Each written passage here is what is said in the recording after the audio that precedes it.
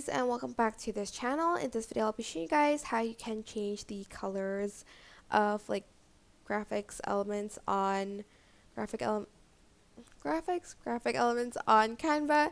So there's like these graphics one, there's also like these photos one. You can't change the color on the photos one, but you can change it in some elements on the graphics tab right here. You can't do it for every image, especially like these ones that are animated.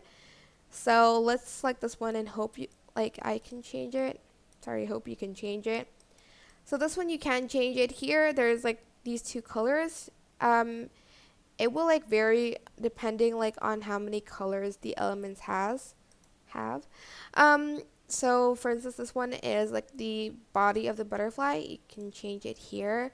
For instance, you want a purple one, and these are for the wings. Then you can change there, as you can see.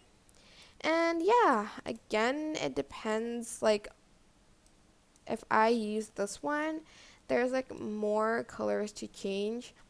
Like this one's like for like the main outline, and this is like for the shadow. Like for instance, I want to change it to like a pink outfit. I can do that. And then again here I want to change the color. And yeah, that is it. I hope this tutorial was helpful for you guys.